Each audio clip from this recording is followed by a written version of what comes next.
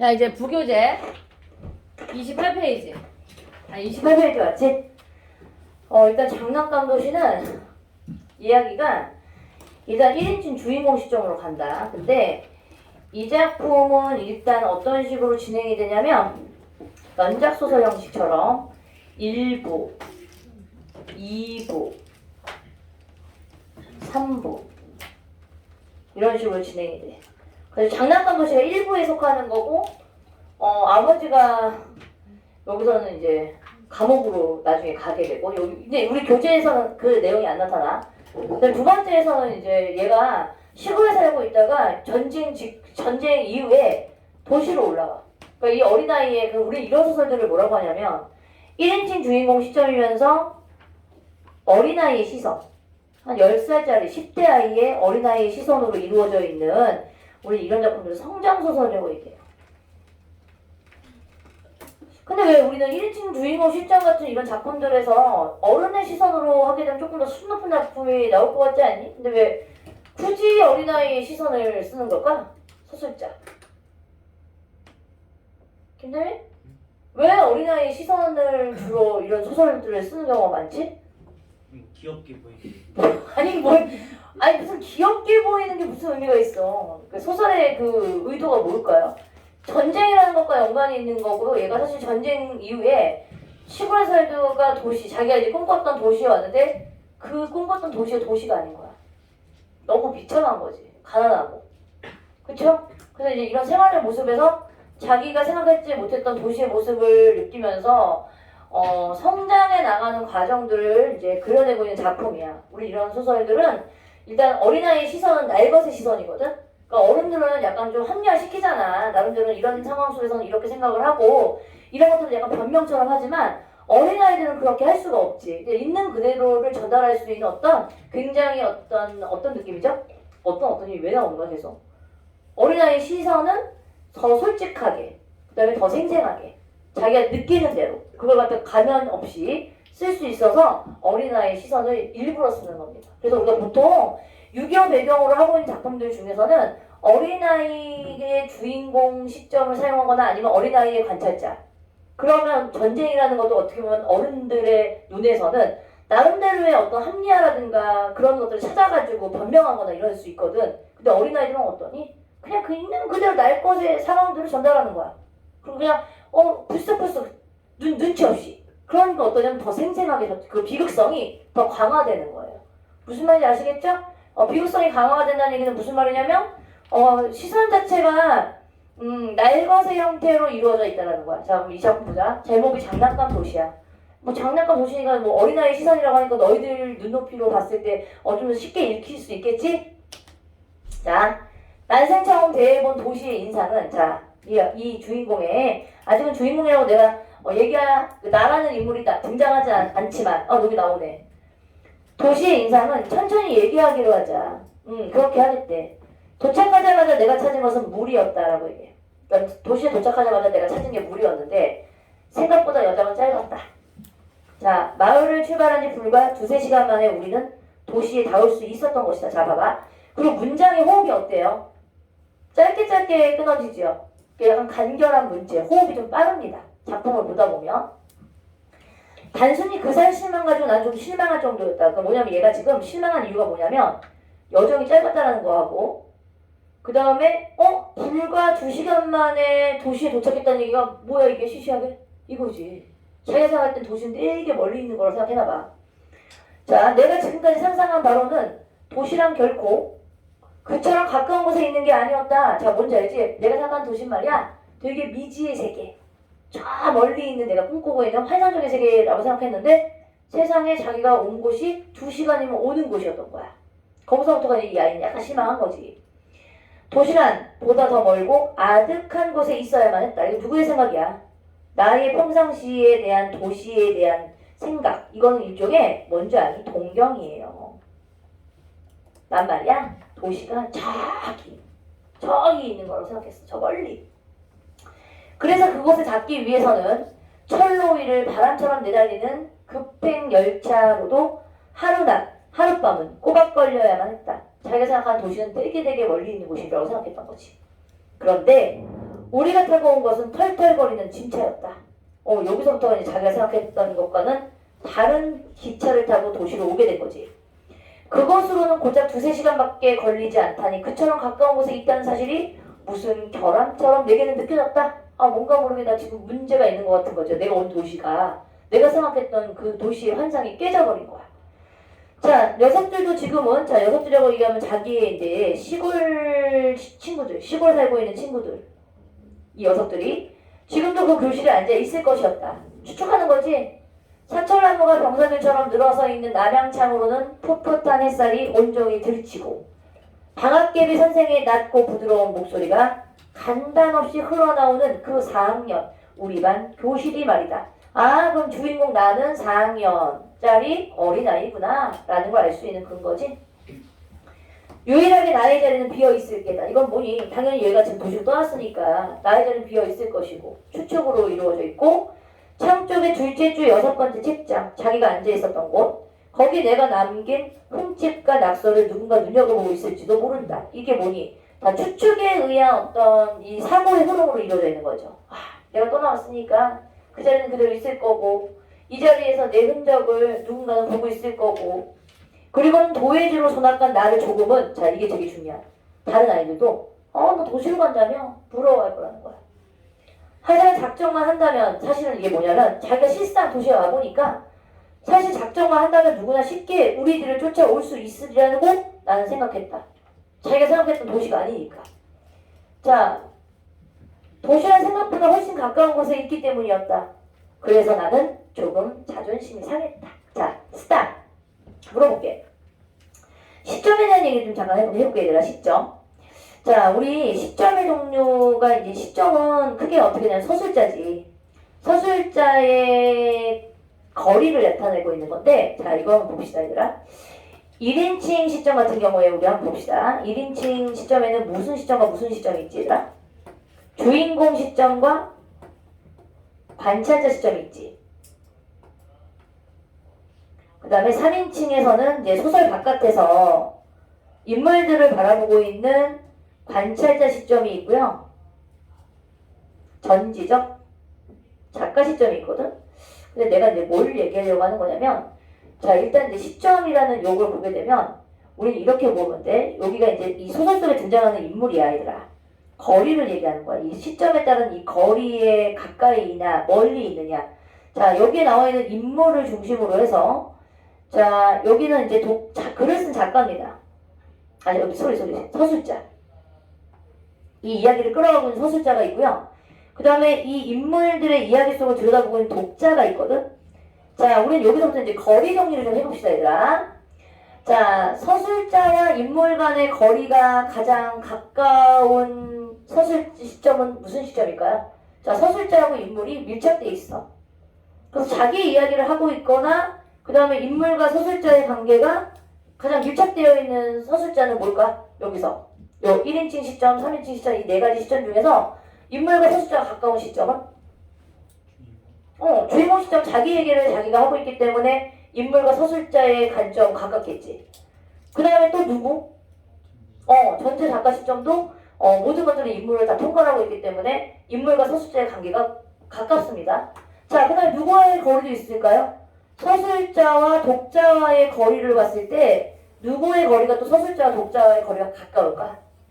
서술자와 독자와의 거리. 자, 서술자가 모든 정보를 줘. 3인칭 전자작가 시점 같은 경우에도 정보를 주는 입장이기 때문에 서술자와 독자가 가깝지. 자, 그런 다음에 누구와 또 가깝죠? 1인칭 주인공 시점도 자기의 이야기를 독자에게 전달하고 있는 정보를 주고 있는 입장이기 때문에 가깝지. 근데 자, 인물과 독자와의 거리가 상대적으로 1인칭 주인공 시점하고 3인칭 작가 시점은 독자와 인물 간의 거리는 가장 멉니다. 이유는 왜 그렇지, 얘들아? 이유는 왜 그렇죠? 거리가 멀다는 얘기는 무슨 말이지? 독자가 왜 인물하고 가깝지가 않아? 1인칭 주인공 시점하고 전지자 작가 시점 같은 경우에는 독자 자체하고 작품 속에 있는 인물의 거리가 되게 멀어. 왜? 자, 독자 입장에서의 거리를 측정하는 거는 뭐냐면 상상력이거든? 모든 정보를 얘네가 주고 있기 때문에 사실 독자의 생각을 뭐 하는 거니? 차단하는 거야. 더 생각할 수 있는 시간적인 것들을 얘네들은 차단을 하고 있기 때문에 자, 독자와 인물 간의 거리가 반대로 움직이는 거야. 서술자하고 인물 간의 거리, 인물과 독자와의 거리, 아까 독자와 거리가 가까운 건 상대적으로 그 인물 속에 있는 독자와 그 다음에 그 등장인물과의 거리는 가장 멉니다. 무슨 말인지 알겠지? 자, 상대적으로 근데 얘들아. 관찰자 시점 있지? 1인칭 관찰자 시점 같은 경우에는 인물과 서술자의 거리가 되게 멀어. 왜냐하면 얘네들은 그 사람들의 마음을 알 수 있는 게 아니라 행동을 관찰하고 있는 입장을 전달하고 있기 때문에 멀게 느껴지지. 자, 상대적으로 하지만 저 인물에 대해서 거리가 멀기 때문에 독자가 자유롭게 인물에 대해서 좀 더 폭넓게 생각할 수 있게 되는 어떤 상상의 폭을 주거든. 이런 경우에는 뭐가 가깝다? 관찰자 시점들은 독자와 인물 간의 거리가 가깝다라고 얘기해. 어떤 차원인지 알지? 가끔 가다가 이렇게 시점의 거리를 물어보는 문제가 있습니다. 그럼 너희가 알아둬야 돼요. 독자와 인물 간의 거리라는 거는 그러면은 어떤 거리를 의미하는 거예요? 라고 얘기했을 때 상상. 책을 읽었을 때 그 책을 읽으면서 독자가 좀 더 상상의 폭을 넓게 할 수 있는 거리를 물어보는 거야. 알겠지? 그런 경우에는 어떤 시점이 제일 가깝다고? 독자와 인물은 관찰자 시점. 알겠어? 오케이. 거기서도 좀 더 이제 3인칭하고 이제 1인칭 중에서 더 가까운 건 누구겠어? 1인칭 관찰자 시점이 더 가깝겠지. 왜냐면 이제 이 아이가 주관적인 시선으로 이렇게 진행이 되고 있기 때문에 특히 어린아이들 같은 경우에는 그 사람의 생각이 틀리거든. 그러니까 독자들이 개입을 얘는 잘못된 생각하고 있는 건데 라는 걸 좀 더 적극적으로 생각할 수 있단 말이야. 이해가지? 그거 기억해도 가끔 하다가 서술자의 이런 내용들을 서술자하고 인물 간의 거리 형식으로 문제가 출제가 될 수도 있어. 알겠음? 갑니다. 여기까지 읽고 이제 다시 갈게요. 하지만 작정만 한다면 누구나 쉽게 우리를 쫓아올 수 있을 거라고 얘기했어. 다 가까이 있기 때문이야 라고 얘기했어요. 그래서 나는 조금 자존심이 상했다라고 얘기해. 왜? 자기가 생각했던 도시가 되게 멀리 있을 거라 생각했는데 생각보다 되게 가까웠고 지금까지 있었던 것들이 자기가 생각했던 거와 너무 다른 그런 공간이 있었다는 거야. 자, 아버지는 물 대신 나에게 돈을 주셨대요. 그것은 단풍잎처럼 작고 빨간 1원짜리 종이돈이었다. 지금은 이런 돈 없잖아. 이것도 어떻게 보면 시대상을 알 수 있는 돈일 거야. 나는 곧장 한길가로 뛰어나갔다. 딸다리 위에다 어항보다 큰 유리 어항을 올려놓은 물장수가 거기 있었다. 자, 이거 뭔 줄 알아? 너 옛날에는 무슨 물이야? 그 설탕물 같은 것도 이렇게 돌아다니면서 팔았던 거 있잖아. 아이스 냉차 같은 거. 너희는 먹어본 적 없겠지? 모르죠. 냉차 같은 거 모르죠. 뭐 그런 물인 것 같아. 자, 항아리 속에 온갖 과일 조각들이 얼음 덩어리와 함께 채워져 있었다. 그러니까 물을 약간 달짝지근한 설탕물 같은 거. 나는 꼭 쥐고 있던 돈을 한 잔의 물과 맞바꿨다. 자, 유리컵 속에 든 물은 짙은 오렌지빛이야. 되게 중요한 포인트가 이 오렌지빛이라는 요 색상이 되게 여러 번 등장을 하거든, 여기서. 그럼 반복적으로 이게 이 물 색깔이 오렌지빛이었고 서울에 와서 처음 먹은 게 오렌지빛 물깔, 이 색깔의 물이었어.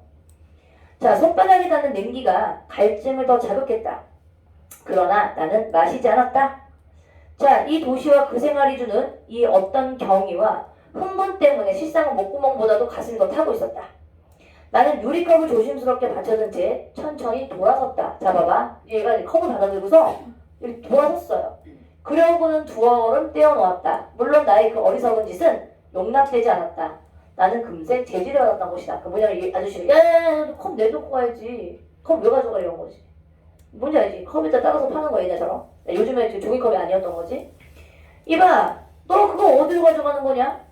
나는 불러세운 물장수가 그렇게 물었다. 나는 금방 얼굴이 불키웠다. 무언가 잘못을 저지르고 있다고 판단되었기 때문이다. 나는 아무런 대답도 하지 못했다. 그러자 물장수가 다시 말했다. 잔은 두고 가야지. 너 시골에서 온 모양이구나. 그렇지? 나는 단숨에 잔을 비웠다. 숨이 찼다. 코끝이 찡해지고 가슴이 꽉 막혔다. 탄산음료 먹었나? 한타 같은 거. 뭔지 모르겠네. 그래 그 자리에 더 어정거리고 있을 수는 없었다. 내던지듯 잔을 돌려준 나는 숨을 헐떡거리며 가족이 있는 곳으로 되돌아왔다. 자, 세간들이 골목에 잔뜩 쌓여있다는 건 얘가 도시로 뭐 온 겁니까? 이사를 온 거예요. 그쵸? 시골집 안방 윗목을 언제나 차지하고 있던 옛날식 옷장, 사랑채 실ong 위에 올려두던 낡은 보리짝, 나무로 만든 쌀 뒤주와 조롱밥, 크고 작은 질그릇 등 판잣집이 촘촘히 들어서 있는 판잣집이라는 말 나왔지. 지금 판잣집 같은 게 없으니까 너희가 판잣집이 어떻게 있는지 모르지만 6.25 전쟁 직후에 임시방편적으로 만든 집들 있잖아. 이런 게 판잣집들이었거든요. 근데 도시에서도 이런 집들이 되게 즐비해 있었던 거지. 그러니까 어떤 이 시대적인 배경 같은 것들이 이 판잣집이라는 걸 통해서 조금 떠올릴 수 있어. 촘촘히 들어서 있는 그 골목길 위에 아무렇게나 부려놓은 세간살이들이 왠지 이물스러운 느낌을 들었다. 그것들은 지금까지 흔히 보고 느껴오던 바와는 사뭇 다른 모양이요. 빛깔이었다. 아마도 이웃인 듯한 낯선 사람 몇이 아버지와 어머니의 바쁜 일손을 거들고 있었다. 나는 판잣병을 기대고 웅크려 앉았다. 물맛이 어떠했던 걸 생각해 보여 했지만 도무지 기억에 남아있지 않았다. 계속 물 얘기 계속하고 있지? 자, 중요한 포인트. 그 물을 먹은 다음에 계속 이제 가슴이 답답하고 머리가 어지러웠다. 속이 메스껍기도 했다. 눈앞의 사물들이 자꾸만 이물스레 출렁거렸다. 자, 이사를 왔다 하고 나는 막연한 기분으로 중얼댔다. 그래, 도시로 이사를 왔다. 얘에게 계속해서 반복되고 있는 이 도시로 이사 온 거는 얘의 어떤 생활의 반경이 바뀐 거고, 서울에 처음에 와가지고 얘가 지금 물을 먹었는데 그 물 색깔이 무슨 색깔이었지? 오렌지 빛깔이었지. 자, 아주 내풀린 하품을 토해내어 새삼 주위를 두리번거렸다. 촘촘히 들어앉은 판잣집들, 깡통 조각과 루핀이 덮인 나지막한 지붕들, 이마를 비비대며 길쭉으로 들어져 있는 추녀들, 좁고 어둡고 질척한 그 많은 골목들. 얘들아, 얘가 처음으로 보여주고 있는 이 도시의 모습들을 열거하고 있으면서 묘사하고 있죠. 이 묘사의 이 상황들, 도시의 이 촘촘하게 들어서 있는 판잣집, 덮인 나지막한 지붕들, 추녀들, 그 다음에 좁고 어둡고 질척한 그 많은 골목들. 그러니까 전체는 도시의 이미지. 이 아이가 꿈꿨던 도시와는 다른 도시의 이미지들의 묘사가 되어 있는 부분이야. 자, 그래서 타고나는 코크스 덩어리와 검은 탕가루가 낭자하게 흩어져 있는 길바닥들, 온갖 말씨와, 자 이거 뭐야, 온갖 말씨와 형형색색의 입성을 어지러이 드러내고 있는 주민들이라고 얘기했으니까 이 지역은 각양각색의 지역에 있는 사람들이 이 도시로 상경했구나라는 걸 알 수 있어. 어떻게 보면 소외된 사람들일 수도 있죠. 빈민촌 같이. 얼굴도 손도 발도 죄다 까맣게 탄 아이들. 나는 자꾸만 어지럼증을 탔고 급기야 속의 것을 울컥 토해놓고 말았다. 딱 한 잔 분량의 이거지요. 오렌지빛. 그럼 너희는 자, 오렌지빛이라는 요 색깔이 계속 반복적으로 이 소설에서 등장을 하지. 이거는 뭐를 의미하는 걸까요? 형상화라고 할 수 있는데 뭐의 형상화? 도시 생활에 얘가 부정에 해당하는 행동들을 하고 있다는 거고 어울리지 않구나 라는 것들을 이 오렌지빛이라는 걸 통해서 그려내고 구현시켰다는 거야. 아, 도시 생활에 대해서 얘는 지금 적응하지 못하겠구나. 세간살이들을 대충 들여놓은 다음에 우리 가족은 이른 저녁을 먹었다. 이런 것들에 대한 소설에서는 이런 별거 아닌 것 같은 이런 오렌지빛이 계속 반복적으로 나왔을 때 이거가 주고 있는 의미가 무엇일까라는 거를 인물과 연관지어서 생각해 보셔야 되겠죠? 세간살이들이 대충 들여놓은 다음에 우리 가족은 이른 저녁을 먹었다. 아니 그것은 때늦은 점심이기도 했다. 어쨌거나 우리 가족이 도시에서 가진 첫 식사였다. 밥은 또 나오지. 오렌지물을 들이기라도 한 것처럼 노란 빛깔이었대. 그럼 계속 이것도 이 노란 빛깔이라는 것도 또 오렌지물하고 또 연상시키는 노란 빛깔이 계속 나오지. 그 이 노란 물은 또 무슨 색깔이냐면 물이 나쁜 탓일 거라고 아버지가 말했다. 자, 그래서 이 노란 빛깔의 물의 정체는 공동 펌프장에서 길어온 그 물이었대. 역할 정도로 악취가 심했다. 뭔지 아니? 그 도시의 환경이 좋지 않았다는 걸 알 수 있고, 아, 이 도시의 모습이 우리가 꿈꿨던, 이 아이가 꿈꿨던 판타지적인 도시가 아니라 빈민촌이었다는 걸 이제 우리는 이제 눈치챌 수 있죠. 시궁창 바닥에다가 한자 깊이도 안 되게 박아놓은 펌프물이니 오죽하려고요. 그러니까 이 펌프물이 이제 지하수를 이렇게 끌어당기는 거잖아. 그러니까 얼마나 이게 소독 같은 게 안 됐겠니?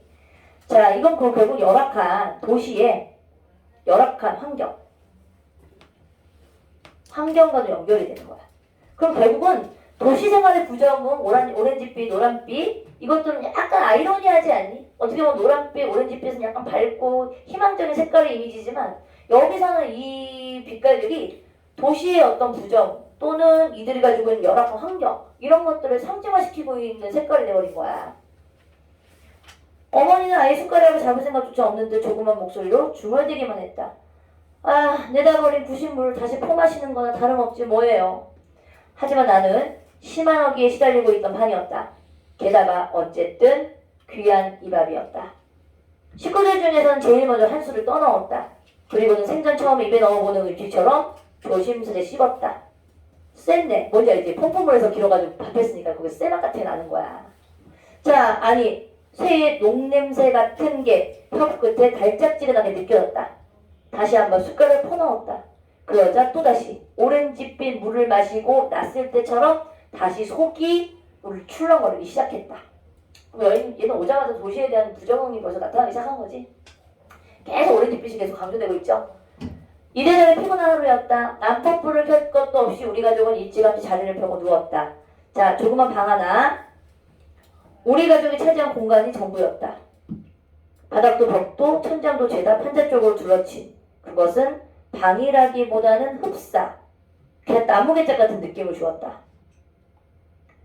자, 그다가 세간사람들이 차지하고 남은 공간에 도무지 내 식구가 발을 뻗고 야 여기 웃기지?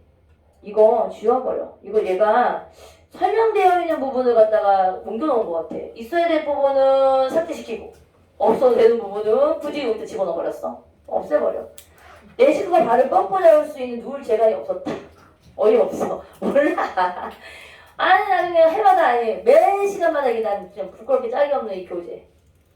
누울 재간이 없었다. 나는 결국 윗목에 놓인 장롱 위에다 따로 요때기를 깔고 2층장을 자기로 했다. 피곤한 탓이리라. 다들 금세 골아떨어졌다. 그러나 나는 밤이 깊도록 잠을 이루지 못했다. 허공에 떠있는 것까지 잠자리의 조물이 불안할 뿐더러 속도 계속 편치 못했다.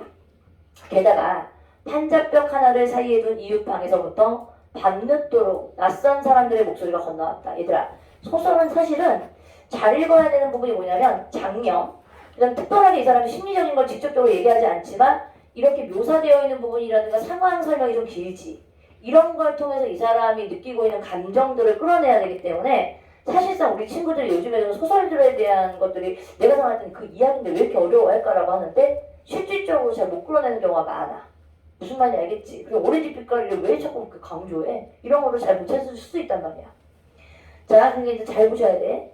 자, 그러면서 이제 게다가 판자벽 하나를 사이에 둔 이웃방에서부터 밤늦도록 낯선 사람들의 목소리가 건너왔다가 방음도 안 돼 있고 굉장히 열악하고 근데 뻥뻥물도 들었고 나는 자꾸만 몸을 뒤채웠고 그럴 때마다 낡은 장롱이 삐걱거렸다. 그러다 어느 순간인가 깜빡 무겁고 아득한 잠의 벼락 밑으로 굴러떨어졌는데 기이하게도 그 짧은 순간에 나는 문득 이런 생각을 하고 웃음을 지었다. 우린 어쩌면 장난감 도시로 잘못 이사를 온 건지도 몰라. 가짜. 내가 생각하는 도시는 진짜 저 멀리 있을 거야. 여기는 가짜야. 이거지. 이렇게 생각해버린 거지. 자, 가볼까요? 전문 구에서 읽고 싶지 않니 얘들아? 재밌을 것 같지? 별로 없을 것 같아? 아버지 나중에 깜빵하나 그래. 이유는 읽어봐. 근데 엄마는 또 2부에서 죽어. 엄마가 2부에서 죽어. 그리고 이제 도시생활에 이제 이 사람들 비극인 거지. 그 다음에 이제 세 번째에서 아빠가 출소를 했어. 그런데도 지금 여전히 가난해. 성장 소설이야. 비극적인 거죠. 그 6.25 전쟁 이후에 이들이 살고 있는 어떤 그 도시생활의 어떤 비참한 삶들, 빈민층, 그 다음에 소외된 계층들의 모습들을 굉장히 어떤 그 성장 소설의 형식으로 이루어져 있는 거지. 그러면 이렇게 겪으면서 얘는 어떻게 보면 정신적으로 조금 더 한참 더 커지는 거야. 우리는 이게 성장 소설이 그래서 나름대로 너희들 그래서 많이 좀 읽을 필요가 있어요. 성장이 아직 안 되고 있잖아. 아니에요? 오케이. 1번. 자, 밑거래 서술상 특징으로 가장 적절한 건 몇 번? 일단 사파 형식은 아니지 얘들아. 그럼 이거는 사건 안에 또 하나의 사건인 것도 아니야. 인물 간의 대화라기보다는 주로 서술자가 서술의 형식으로 제시가 되고 있지. 그 다음에 회상을 바탕으로 과거 현재를 연결하는 건 아니야. 그럼 인물의 시각에서 사건을 서술하고 있다라고 얘기했는데 자 스탑. 근데 우리 전지적 작가 시점 중에서도 이런 시점이 있었잖아. 그치? 어떤 특정적인 인물의 시선으로 이루어지고 있기 때문에 마치 1인칭 주인공 시점 같은 착각을 불러일으킨다라고 얘기했는데 얘는 소설 속에 있는 나가 자기의 시선으로 이야기를 끌어가고 있는 거니까 특정 시각에서의 사건을 서술하고 있다고 볼 수 있는 거 맞아요. 그렇죠? 다만 소설 안에 있냐 밖에 있냐 이 차이에 따라서 전지적이냐 1인칭 주인공이냐. 얘는 내가 등장하니까 1인칭 주인공 시점인 거야. 주인공의 시점에 따라서 시선에 따라서 움직이고 있다. 알겠지? 자, 두 번째. 우리 한번 봅시다. 보기를 바탕으로 해서 윗글을 이해한 내용으로 적절하지 않은 것은 이라고 얘기했어. 자, 도시라는 공간은 어떤 공간이냐면 이중적인 이미지를 가지고 있는 공간이야. 너희 그거 알아? 그래서 우리가 보통 향토적이다 시골이다라고 얘기했을 때는 야, 너 유민준 너 핸드폰 그만 봐. 이 정신 빠진 놈아. 윈터스쿨 보내버릴 거야. 핸드폰 이 한 달 동안 금지인 거 알지? 윈터스쿨은. 그래요. 당연하지. 그래서 애들 금단 처음에 일주일은 금단 현상 같이 막 눈이 돌아가. 2주차는 이제 약간 이제 어차피 이제 체념을 하면서 적응을 해. 3주차에는 아예 핸드폰이라는 존재를 잊죠. 진짜로. 그 4주차 때 익숙해지만 하면 이제 집으로 다시 가서 이렇게 또 망가지는 거야. 그게 윈터스쿨의 그 패턴이야. 알겠지? 그래서 내가 이제 핸드폰만 들고 있으면 애들이 이제 첫 번째는 선생님 무슨 오늘 은근히 막 검색 좀 뭐 해주세요 막 이러다가 요즘에는 그런 말도 안 해. 유미 어쩐지 여기를 안 보고서 뭘 하고 있나 했더니 해석좀 쳐보고 있네요. 방금 봤어요, 방금. 웃기지 마. 한참 봤어. 뭐 방금 봐. 네. 지가 방금 봤는지 아까 전에 봤는지도 잊어. 뭔지 알지? 망각이 오는 거야. 망각이. 그게 핸드폰의 위력이란다. 내가 한참 들여다보고 있었던 걸 조차도 잊어버리고 있었어. 아니 봐봐. 김태희 넌 참 행복해. 늘 이중적 이미지 얘들아. 그래서 우리 소설에서는 아파트, 도시, 그 다음에 어떤 공간적인 이런 현대적인 공간 속에 있지. 그게 소설적인 장치에 굉장히 중요해. 배경이. 공간적 배경이 도시야. 자, 첫 번째 이미지는 화려함과 안락함이죠. 어떤 친구가 이걸 어떻게 쳤니? 이거 못하긴 한데 이거 후민경험인가로 바꿔보면 이렇게 돼요. 그러니까 쌤 돈 다시 뺏어요. 이 정도. 그렇지. 아 진짜 여러 가지로 정말 선생님을 난감하게 만드는 친구야. 그건 대충 친 거지 뭐. 어차피 지가 쓸 거 아니니까. 그렇지? 와. 원래 인간들이 그래 얘들아. 자기가 할 거 아니면 이게 불성실한 건 아니야. 나름대로 시간을 채웠고 나름 타이핑을 다 했고 책은 나왔고. 근데 불성실한 건 아니지만 조금 이제 조금 성의는 없었을 수도 있겠다. 두고두고 쉽게 만드네요. 그렇죠? 뒷담하게 만드네. 계속 선생님 지저분하게. 심리가 지저분하게. 자, 인간은 맹수와 독충의 공격에서 벗어나기 위해 마을을 만들고 여기에 정착하면서 인간은 추구할 수 있는 많은 편의시설을 만들었다. 이게 도시가 가지고 있는 편리함이지. 하지만 현대 도시인들은 행복과 편의를 도시에서 제공받는다. 너희도 도시인들이잖아. 송파 도시인들. 가장 좋은 금싸라기 땅에서 살고 있는 바보들. 송파 또 비하방이라고 또 욕해라. 이러면 또 신고를 해. 어떤 신고할 건데. 자, 이런 면에서는 도시는 인공 낙원인 셈이다. 근데 인공 낙원이라는 건 약간 아이러니하면서 조금 반어적인 표현이겠지. 역설인가? 그러나 도시에는 이와 같은 정반대의 이미지도 있다. 어때? 도시는 문명의 탈을 쓰고 있지만 여전히 도시에선 적자 생존이라는 야만의 법칙이 통용되고 있다는 거죠. 심리 없는 이렇게 힘의 원리에 의해서 밀리는 거야. 무한 경쟁 시대에. 모든 게 다 경쟁인 거 알아 얘들아? 얼굴도 경쟁, 키, 돈, 재력, 부모의 재산. 야, 세상 태어난 게 참 그래. 모든 게 그래. 특히 도시는 더 심해. 도시는 더 심해. 자, 도시인의 삶의 경쟁으로 구성된다. 경쟁에서 도태될까봐 걱정하는 많은 도시인들은 도시에 살면서도 끊임없는 불안과 소외에 시달리며 실제로 경쟁에서 도태되어 낙오자가 되기도 한다라고 얘기해. 이게 도시인의 이중적 삶입니다. 자, 도시에 많은 사람이 살고 있음에도 불구하고 낙오자들에게 무관심하다는 점은 자, 이게 근데 문제는 뭔지 아니? 낙오자들에게 무관심하대. 그래서 아까 그 펌프물 같은 것도 사실은 도시의 빈민층들의 모습이 단적인 모습이거든. 도시가 낙원이 아니라 위장된 야만이라는 거에 불과하다는 사실을 잘 보여준다. 1번. 자, 이제 우리 이런 소설들은 대부분이 알지. 앞부분에는 뭐를 깔아?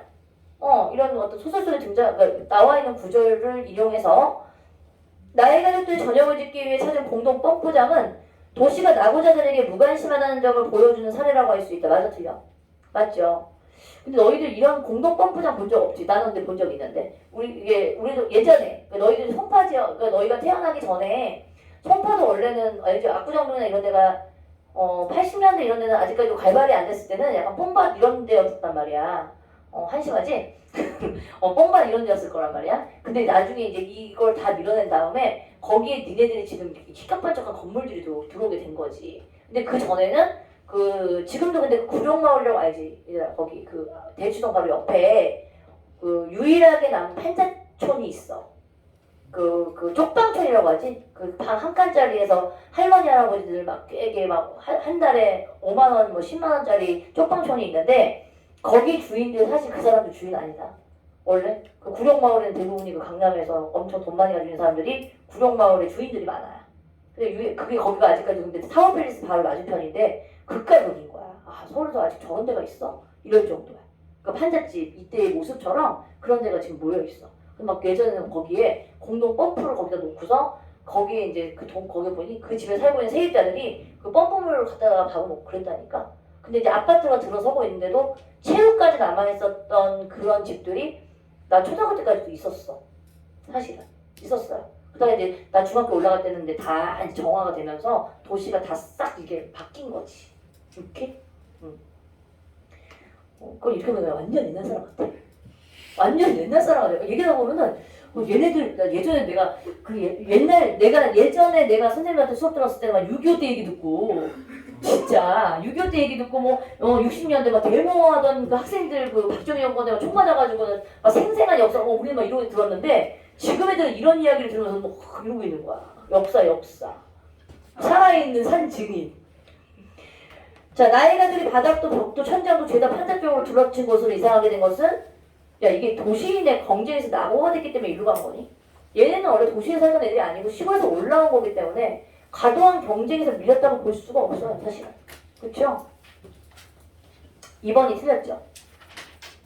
자 나가 이사한 곳에 살고 있는 온갖 맛이 형형색색의 입성이 어지러운 주민들 이게 바로 경쟁에서 도태된 사람들이라고도 볼 수 있는 게 이곳에서는 어떻게 보면 이제 이미 도시에서 있는 나보다 먼저 와 있었던 사람들이잖아.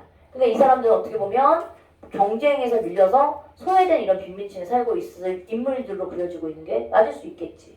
근데 우리는 처음 여기 왔을 때 얘는 뭘로 온 거야? 도시에 살던 사람들이 아니었단 말이야. 그러니까 경쟁에서 밀렸다고 얘기할 수 없어.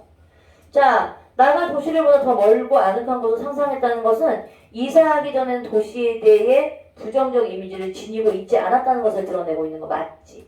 그래서 약간 환타지. 난 너무 도시 너무 화려하고 멋진 곳 이렇게 자기만의 어떤 도시를 꿈꿨을 거란 말이야. 자 5번 나가 친구들을 회상하면서 도회지로 전학간 나를 부러워할 것이라고 생각하는 것은 고향 친구들이 도시에 대해 안락한 이미지를 갖고 있다는 것이겠군이라고 얘기했겠죠. 이 아이들도 역시 자기와 같이 도시에 대해서 이런 꿈을 꾸고 있을 거라는 거야. 현실은 다르지만. 자, 세 번째. 왜 윗글의 화자를 나로 설정한 이유로 하는 적절. 이런 건 수능 문제 안 나와. 이런 건 내신형 유형의 문제고 그냥 서술자 파악하세요라는 정도의 확인 문제라고 보시면 돼요. 어른들의 세계로 미성숙한 아이의 어린 눈으로 그려내기 위해 그러니까 이게 뭐 미성숙한 어린아이의 눈으로 왜 그려? 이걸 물어본 건데 어린아이의 눈으로 그렸대. 그럼 이건 이유가 안 되지. 그러면 어린 시절의 아픔을 아이의 관점에서 뭐예요? 생생하게 그려내기 위해서 얘가 맞겠지. 어린아이의 시선에서 그때의 아픔을 생생하게 그려내기 위한 거 맞겠죠. 그다음에 뭐 위정자들 유보적인 태도 이데올로기 기성세대가 모르는 어린애에게 있는 세계 이거 아니지. 그러니까 이 어린아이의 날것의 시선으로 바라보고 있는 아주 어떻게 보면 얘들아 너 이런 게 되게 잔인한 거야. 아무것도 모르는 아이가 있는 그대로 그냥 엄마 총으로 사람들을 막 쏴버려요. 피가 쭉쭉쭉쭉 흘러요. 어린아이가 막 이렇게 아무렇지도 않게 얘기해. 그래서 자기도 똑같이 전쟁을 흉내를 내고 있는 거야. 그런 장면들을 어린아이가 어린아이들을 이렇게 얘기를 그냥 아무렇지도 않게 서술하잖아? 그럼 그 전쟁이나 이런 것들이 더 비극적으로 부각이 되는 거야. 알겠지? 일종의 뭐니? 작가의 의도인 거죠? 패스. 자, 그럼 성격이 나머지 다른 건 뭡니까? A, B, C, D, E. 뭐예요? 급행열차는 도시에 대한 판타지 깨기 전의 모습이지? 자, 패스. 우리 무소유. 아는 친구. 무소유. 우리는 무소유. 우리 서윤이는 무소유자지. 욕망이 없잖아. 욕심 없고. 난 욕망의 덩어리이기 때문에 이런 쓸데없는 책도 사고. 그치? 자, 보자. 야, 무소유인데 법정스님 거 알아? 책 읽어봤어요? 안 읽어봤어? 근데 수필이야. 현대 수필인데 이런 작품들은 읽는데 별로 어렵진 않고 이제 좋아해. 자, 그래서 이제 첫 번째 글을 나올 때 이제 누구의 말이 먼저 인용되고 있어. 되게 유명한 말이야. 사실 조금 글 좀 읽었다는 사람들은 이 사람 누가 했단 말이라는 거 딱 알 텐데. 물론 그 뒤에 이유가 나오긴 하죠. 누구라고 얘기가 나오긴 하지만 나는 가난한 탁발승이요. 내가 가진 거라고는 물레와 교도소에 쓰인 밥그릇과 염소 젖한 깡통, 허름한 요포 6장, 수건, 그리고 대단치 않은 평판 이것뿐이요. 자, 인용이죠. 마하트마 간디가 1931년 9월 런던에서 열린 제2차 원탁회의에 참석하기 위해 가던 도중 마르세유 세관원에게 소지품을 펼쳐보이면서 한 말이다. 자, K. 크레팔라니가 엮은 간디 어록을 읽다가 나는 몹시 부끄러워졌다라고 얘기했을 때 여기서의 나는 누구입니까? 작가 자신이죠. 수필이니까. 자기 꾸며낸 이제 1인칭 주인공이라고 하면 안 되지. 이런 경우에는 작가 자신의 경험담을 이야기를 하고 있으니까 내가 가진 것이 너무나 많다고 생각되었기 때문에 나는 부끄러웠대. 스님인데 법정 스님 아무것도 가지고 있지 않고 나중에 이 사람은 이분은 돌아가시기 전에 야 나의 모든 책들은 이제 출판하지 말아라. 나는 무소유를 실현하고 갈 것이다. 그러면서 이제 유언을 남기고 가죠. 그래가지고 막 한동안 이 무소유 책을 막 이제 더 이상 이제 출간하지 않을 거라고 생각해가지고 사람들이 엄청 사들였었어. 무소유 책을. 지금 성견지명 있었지. 출판사 돈 벌어주고 가신 거잖아. 일단 팔렸어. 다 이제 그 다음부터 아마 재판을 안 했을걸? 그러니까 다시 인쇄 안 했을걸? 자, 사실 이 세상에 처음 태어날 때 나는 아무것도 갖고 오지 않았었다. 이거 뭔지 알지? 야, 너희들 어차피 인간은 태어날 때 빈몸으로 태어나잖아. 깐난애기 때. 그러다가 태어나가지고 기저귀를 하나 얻게 되죠. 가리기 시작하면서 그다음에 이제 너희들이 옷을 하나씩 입게 되고 점점 성장할수록 더 많은 것들을 갖게 돼. 근데 이건 너희가 원래부터 가져왔던 것들이 아니야. 이 얘기를 하는 거죠. 굉장히 철학적인 얘기다. 사실 이 세상에 처음 태어날 때 나는 아무것도 갖고 오지 않았었다. 살 만큼 살다가 이 지상의 적에서 사라질 때에도 빈손으로 갈 것이다. 빈손이지. 그런데 살다 보면 이것저것 내 몫이 생기게 된 것이다. 물론 일상에 소용되는 물건들이라고 할 수도 있다. 그러나 없어서는 안 될 정도로 기묘한 것들만일까? 라고 얘기했어. 생각해보면 우리가 가지고 있는 것들이 진짜 내가 꼭 필요한 것만 있는 게 아니라 필요 없는 것들도 되게 많이 가지고 있다는 걸 의문을 제기한 거지. 자, 그래서 뭐래? 자, 살펴볼수록 없어도 좋을 만한 것들이 적지 않다. 우리들이 필요에 의해서 물건을 갖게 되지만 때로는 그 물건 때문에 이거죠. 적잖이 마음이 쓰이게 되는 게 이제 문제인 거죠. 소유욕이 발생을 하게 되면 그 소유욕 때문에 좀 더 마음이 불편해지는 일이 벌어지는 거야. 자, 그러니까 무엇인가를 갖는다는 것은 무엇인가에 뭐다? 얽매인다는 것이다라고 생각하는 거죠. 필요에 따라 가졌던 것이 도리어 나에게 부자유하게 얽매인다고 할 때 우리는 이게 주객이 전도가 되는 꼴입니다. 뭔지 알죠? 나에게 위로가 될 줄 알고 강아지를 키우는데 이건 물건이 아니구나. 생명체니까. 근데 강아지를 위해서 집도 이사 가고요. 강아지 때문에 놀러도 못 가고 이건 조금 주객 전도된 거 아니야? 이건 좀 비유가 적당하지 않을 수도 있겠다. 왜냐면 애완견이 요즘에는 반려견이라고 해서 나랑 똑같은 동등한 인격체로 인식을 하는 사람들이 많으니까 난 걔를 안 키우는 입장에서는 똑같은 약간 물건 같은 거지. 여러 가지로 비슷한 것들이 많아. 동물 뭐라고 하지? 동물 애호가들이 들으면은 뭐라고 해야 돼? 동물 학대까지는 아니더라도 뭐라고 얘기할까? 인격은 아니지. 강아지는 인격이 있는 게 아니니까. 자, 일단 봐봐. 우리는 가짐을 당하게 된다는 말이다. 그러므로 많이 갖고 있다는 것은 흔히 자랑거리로 되어 있지만 그만큼 많이 얽혀 있다는 측면도 동시에 지니고 있는 것이다. 이중적이라는 거지. 이것도 역시 자, 인간의 역사는 어떻게 보면 소유사처럼 느껴진다. 이거 뭐냐 알아? 인간의 역사는 소유사처럼 느껴진대. 근데 보다 많은 작진의 몫을 위해 끊임없이 싸우고 있는 것 같다. 자, 소유욕에는 한정도 없고 휴일도 없다. 그죠? 하나라도 더 많이 갖고자 하는 일념으로 출렁거리고 있는 것이다. 서윤이 갖고 싶은 거 있니? 카메라? 너 카메라 갖고 싶니? 그래서 카메라 예문 나와. 혹시 뭐 태희가 가지고 있는 거 아니면 유진이가 가지고 있는 카메라를 보고서 갖고 싶다라는 어떤 무력이 생긴 건 아니고 여기서 이제 그 얘가 나와. 서윤이 같은 아이가 하나 나옵니다. 자, 물건만으로는 성에 차질 않아 사람까지 소유하려 든다. 이런 일 때문에 얘들아 사람들이 범죄도 일어나는 거다. 사람 싫다고 얘기하면 그냥 솔직히 내 마음이 아파서 좀 놔줘야 되는데 인간에 대한 이 마음에 대한 이 소유욕도 어마어마해서 얘가 나 싫다고 거부하면 뭐 네가 날 감히 싫어해? 그래서 얘를 갖다가 엄청난 이제 집착을 보이기 시작하는 거지. 그러면서 이제 요즘에도 또 뉴스에 나왔던데 데이트 폭력 하다가 누구 죽였대. 봤어? 아니 너무 무시무시한 거 아니야? 사람의 마음이 변할 수도 있잖아. 근데 뭐 그거 가지고 막 그 소유하지 못했다는 사람 때문에 범죄까지 일어나는 세상이니까. 자, 그래서 뭐냐면 사람이 제 뜻대로 되지 않는 경우 끔찍한 비극 이런 것들이 이제 불사하게 되고 제정신도 갖지 못한 처지에 남을 가지려 하는 것이다. 자, 소유욕은 저기 우리 핸드폰 중독자 여전히 끊지 못하고 있죠. 쟤는 내가 데리고 다음 주 월요일 날 저기 윈터스쿨 데려갈 겁니다. 너요. 봤어요. 거짓말하지 말고 계속 올리고 있어. 진짜 아니면 뭐 금단현상 끊기 위한 행동인가? 자, 소유욕은 이해와 정비를 한다. 얘들아, 이해와 정비하는 타산, 계산적인 거.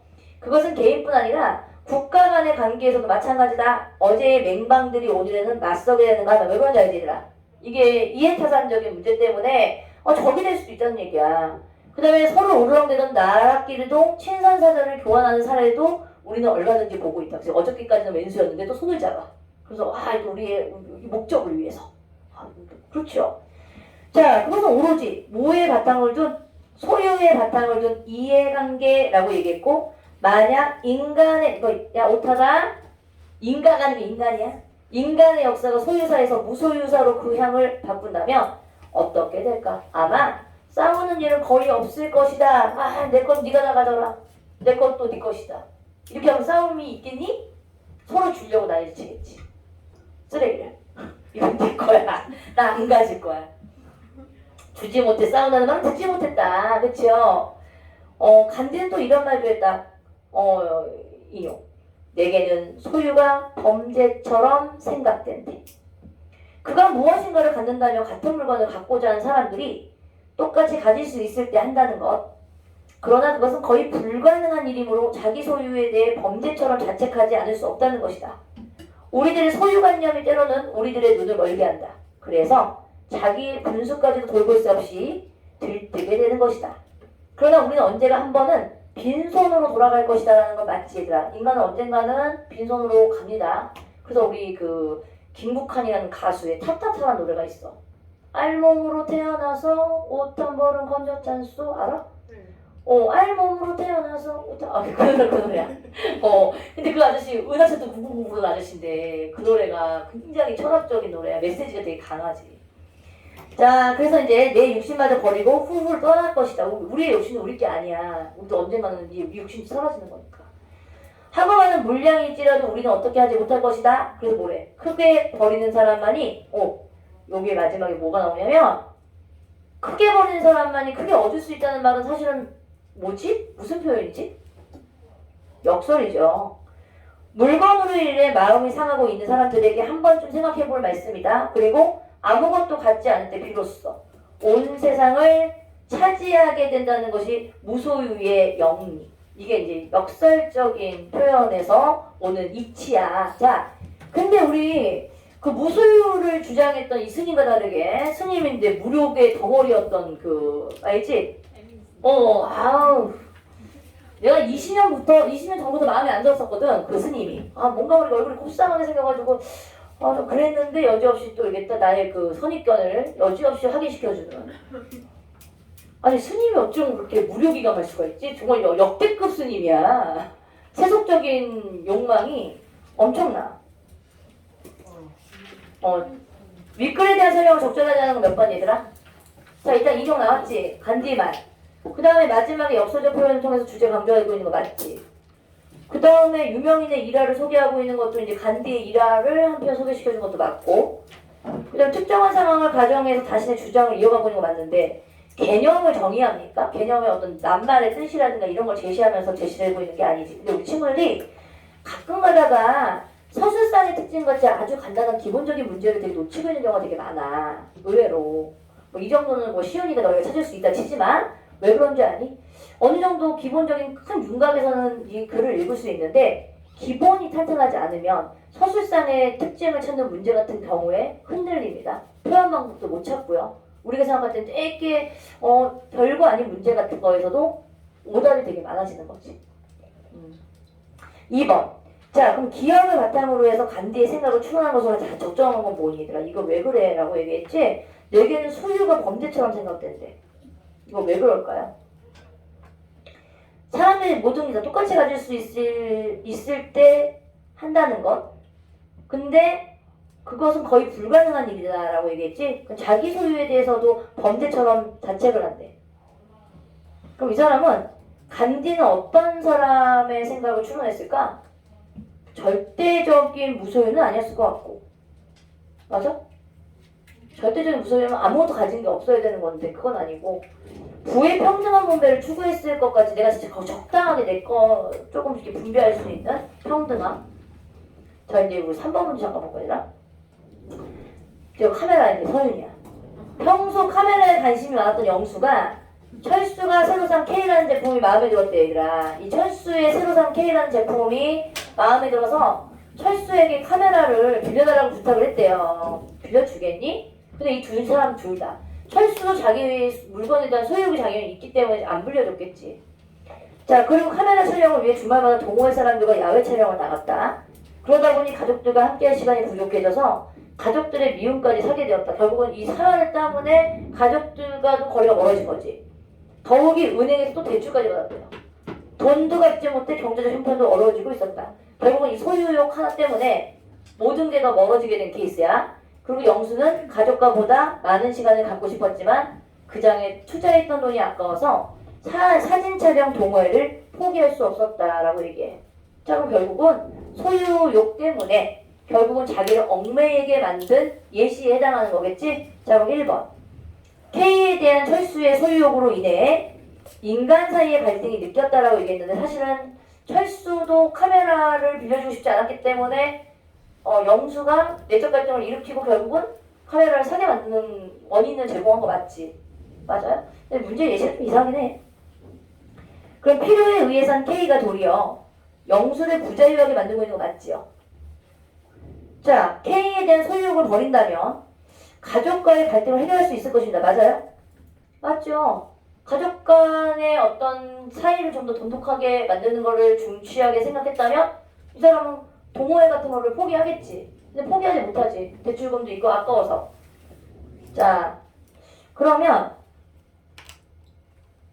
영수 K에 대한 집착이 물건을 넘어 사람까지 소유하게 만든 거니 오히려 사람과의 관계는 소원해진 거지. 그러니까 사람까지 소유하게 만든 거는 여기에 해당하지 않고 K에 대한 소유욕이 영수가 자신의 분수를 돌보지 않고 들뜨게 만든 것입니다. 라고 얘기했죠? 오케이. 그래서 4번. 뭔가 모르게 문제가 깔끔한 느낌은 안 들어. 자, 숙제 검사를 못하셨네요. 자, 너 있잖아. 숙제 오늘 안 해왔다는 친구 있지? 나한테 찍어서 보내. 민주야? 오케이. 저도 와보세요. 나 언제쯤 오케이. 바뀌는 거야? 오케이. 오, 실방향이 다르잖아.